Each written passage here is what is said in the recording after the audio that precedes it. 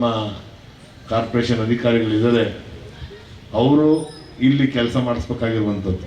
ನಮ್ಮ ಸರ್ಕಾರ ಸನ್ಮಾನ್ಯ ಸಿದ್ದರಾಮಯ್ಯ ಸಾಹೇಬರು ಮತ್ತು ಡಿ ಕೆ ಶಿವಕುಮಾರ್ ಸಾಹೇಬರು ನಮಗೆ ಅನುದಾನವನ್ನು ಕೊಟ್ಟು ಮೂಲಭೂತ ಸೌಕರ್ಯಕ್ಕೆ ಅಂತ ಅನ್ನೋದನ್ನೇ ಈಗ ಈ ವರ್ಷ ಒಂದು 50 ಕೋಟಿ ರೂಪಾಯಿ ಅಷ್ಟು ಅನುದಾನವನ್ನು ಕೊಟ್ಟಿದ್ದಾರೆ. ಮತ್ತು ನಮ್ಮ ಕಾರ್ಪೊರೇಷನಲ್ಲಿ ಇರುವಂಥ ಗ್ರ್ಯಾಂಟ್ಗಳನ್ನ ಉಪಯೋಗಿಸ್ಕೊಂಡು ಈ ಮೂಲಭೂತ ಸೌಕರ್ಯಕ್ಕೆ ನಾನು ಹೆಚ್ಚು ಅನುದಾನವನ್ನು 1, 2, 3, 4, 5 ಮತ್ತು 7 ಮತ್ತು 20ನೇ ವಾರ್ಡು ಇಷ್ಟು ವಾರ್ಡ್ಗೆ ನಾನು ಅತಿ ಹೆಚ್ಚು ಅನುದಾನವನ್ನು ವಿನಿಯೋಗಿಸ್ತಾ ಇದ್ದೀನಿ. ಕುಂಬಾರಕೊಪ್ಪಲಿಗೆ ಮತ್ತು ವಾರ್ಡ್ ನಂಬರ್ 4ಕ್ಕೆ ಏನಕ್ಕೆ ನಾನು ಹೆಚ್ಚು ಅನುದಾನವನ್ನು ಕೊಟ್ಟಿದ್ದೀನಿ ಅಂತಂದರೆ, ಇಲ್ಲಿ ಮೂಲಭೂತ ಸೌಕರ್ಯಗಳು ಎಲ್ಲ ಇದ್ದು ಯೂಜ್ಲಿ ಪ್ರಾಬ್ಲಮ್ ಮತ್ತು ರಸ್ತೆ ಪ್ರಾಬ್ಲಮ್ಮು ತುಂಬ ಇದ್ದಿದ್ದರಿಂದ ಇಲ್ಲಿಗೆ ಹೆಚ್ಚಿನ ಅನುದಾನವನ್ನು ಕೊಟ್ಟು ಇದನ್ನು ಬಗೆಹರಿಸಬೇಕು ಅಂತ ನನ್ನ ನಿಟ್ಟಿನಲ್ಲಿ ಕುಂಬಾರಕೊಪ್ಪಲು ಮತ್ತು ಲೋಕನಾಯಕ್ ನಗರನ ಯೂಜುಡಿ ಮುಕ್ತ ವಾರ್ಡ್ಗಳಾಗಿ ಮಾಡಬೇಕು ಅಂತ ಅನ್ನೋದು ನನ್ನ ಅಭಿಲಾಷೆ. ಅದಕ್ಕೆ ಹೆಚ್ಚು ಹೊತ್ತನ್ನ ಕೊಟ್ಟು ನಾನು ಕೆಲಸವನ್ನು ಮಾಡಬೇಕು ಅಂತ ಅಂದ್ಬಿಟ್ಟು ಮಾಡ್ತಾಯಿದ್ದೀನಿ. ಮತ್ತು ಕುಂಬಾರಕೊಪ್ಪಲು ವಾರ್ಡು ನನಗೆ ಜನ್ಮ ಕೊಟ್ಟಿದ್ದು ಕನ್ನಗುಣಂ ಕೊಪ್ಪಳ ಆದರೆ, ರಾಜಕೀಯವಾಗಿ ನನ್ನ ಜನ್ಮ ಕೊಟ್ಟಿದ್ದು ಕುಂಬಾರಕೊಪ್ಪಲು ಮತ್ತು ಈ ಭಾಗ ಅಂತ ಹೇಳಿದ್ರೆ ತಪ್ಪಾಗಲ್ಲ. ಯಾಕಂದರೆ ನಾನು ಇವತ್ತೇನಾದ್ರೂ ಶಾಸಕನಾಗಿ ನಿಲ್ಲೋದಕ್ಕೆ ಕಾರಣ ಮೊದಲನೇ ಮೆಟ್ಲಾಗಿದ್ದು ಕುಂಬಾರಕೊಪ್ಪಲು. ನಾನು ಪಕ್ಷೇತರ ಅಭ್ಯರ್ಥಿಯಾಗಿ ನಿಂತ್ಕೊಂಡಾಗ ಹೆಚ್ಚು ಕಡಿಮೆ ಅದೊಂದು ವಾರ್ಡಲ್ಲೇ ನನಗೆ 4,500ರಿಂದ 5,000 ಓಟ್ಗಳನ್ನ ಕೊಟ್ಟು ಅತಿ ಹೆಚ್ಚು ಮತವನ್ನು ಕೊಟ್ಟಿದ್ದು 3,800 ಅಷ್ಟು ತಗೊಂಡಿದ್ದೆ ಓಟು. ಅದರಲ್ಲಿ ಅತಿ ಹೆಚ್ಚು ಮತವನ್ನು 5,000 ಓಟು ಬಂದಿದ್ದೆ ವಾರ್ಡ್ ನಂಬರ್ 5ರಲ್ಲಿ ಅಂತ ಹೇಳೋದು ತಪ್ಪಾಗಲಾರ್ದು.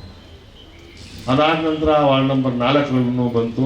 ಅದೇ ರೀತಿ ಎಲ್ಲ ವಾರ್ಡಲ್ಲೂ ನನಗೆ ಮತ ಸಿಕ್ತು. ಪಕ್ಷೇತರ ಅಭ್ಯರ್ಥಿ ನಿಂತಾಗ ಒಂದು ಬೂತಲ್ಲೂ 50 ಓಟ್ಗಿಂತ ಕಡಿಮೆ ಯಾವುದೂ ಇರಲಿಲ್ಲ ನನಗೆ 224 ಬೂತ್ಗಳಲ್ಲಿ.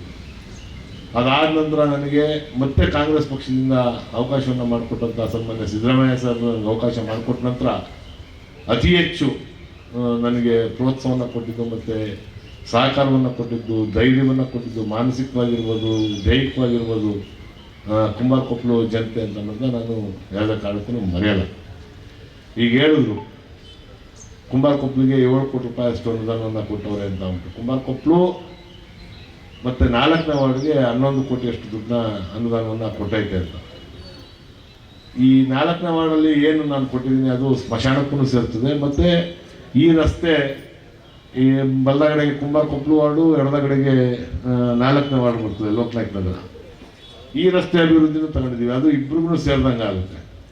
ಮತ್ತು ಕುಂಬಾರಕೊಪ್ಪಲಲ್ಲಿ ಕೆಂಪೇಗೌಡ ಸ್ಟೇಡಿಯಂನ ನಾವು ಮಾಡಬೇಕು ಅಂತ ಅಂದ್ಬಿಟ್ಟು ತೀರ್ಮಾನವನ್ನು ಮಾಡಿದ್ವಿ. ಅದಕ್ಕೂ ನಾನೇ ಸ್ವತಃ ಬಂದು ಇಲ್ಲಿ ಯಜಮಾನರುಗಳು ಮತ್ತು ಯುವಕರುಗಳನ್ನೆಲ್ಲರೂ ಕರೆದು ಆ ಸ್ಟೇಡಿಯಮಲ್ಲಿ ಏನೇನು ಮಾಡಬೇಕು ಅಂತ ಅಂದ್ಬಿಟ್ಟು ನಾವು ಪ್ಲ್ಯಾನ್ ಮಾಡಿ ಅದಕ್ಕೆ ಒಂದು 3,500 ಕೋಟಿ ರೂಪಾಯಿ ಅಷ್ಟು ಎಸ್ಟಿಮೇಟ್ನ ಮಾಡಿದರು. ಮಣಿ ಅಂತ ಅಂದ್ಬಿಟ್ಟು ಇಲ್ಲೇ ಇದ್ರಲ್ಲ, ಇಂಜಿನಿಯರು 3,500 ಕೋಟಿ ರೂಪಾಯಿ ಅಷ್ಟು ಮಾಡಿದರು. ಈಗ ಮತ್ತೆ ಅದನ್ನು ರಿವೈಸ್ ಮಾಡಿ ಅಲ್ಲಿ ಹೆಚ್ಚಿನ ಕೆಲಸ ಆಗಬೇಕು ಮತ್ತು ಸ್ಟೇಡಿಯಮ್ಮು ಆ ಕ್ರೀಡಾಂಗಣದಲ್ಲಿ ಎಲ್ಲ ಥರದ ಆ್ಯಕ್ಟಿವಿಟೀಸ್ಗಳನ್ನು ನಡೀಬೇಕು ಮತ್ತು ಎಲ್ಲದಕ್ಕೂ ಉಪಯೋಗ ಆಗಬೇಕು ಅಂತ ಅಂದ್ಬಿಟ್ಟು ತೀರ್ಮಾನವನ್ನು ಮಾಡಿ ಇನ್ನೂ 1,500 ಕೋಟಿ ರೂಪಾಯಿನ ಎನ್ಹಾನ್ಸ್ ಮಾಡಿ 5 ಕೋಟಿ ರೂಪಾಯಿ ಅಷ್ಟು ಅನುದಾನವನ್ನು ಸ್ಟೇಡಿಯಂಗೆ ಕೊಡ್ತಾ ಇದ್ದೀವಿ. ಅದು ಏಪ್ರಿಲಿಂದ ಅದನ್ನು ಕೆಲಸ ಶುರುವಾಗುತ್ತೆ.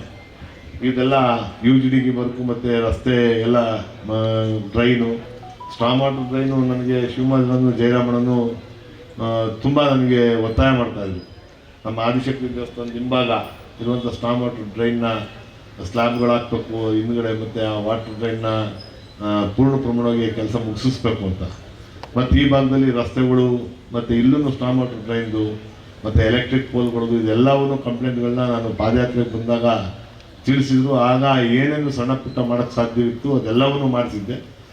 ಈಗ ಹೆಚ್ಚಿನ ಅನುದಾನವನ್ನು ಹಾಕಿ ಏನೇನು ಮೇಜರ್ ವರ್ಕ್ ಐತೆ ಅದನ್ನೆಲ್ಲವೂ ಈ ಭಾಗದಲ್ಲಿ ಮಾಡಬೇಕು ಅಂತ ನಾನು ತೀರ್ಮಾನವನ್ನು ಮಾಡಿ ಇವತ್ತು ಅದಕ್ಕೆ ಗುದ್ಲಿ ಪೂಜೆಯನ್ನು ಮಾಡಿದ್ವಿ.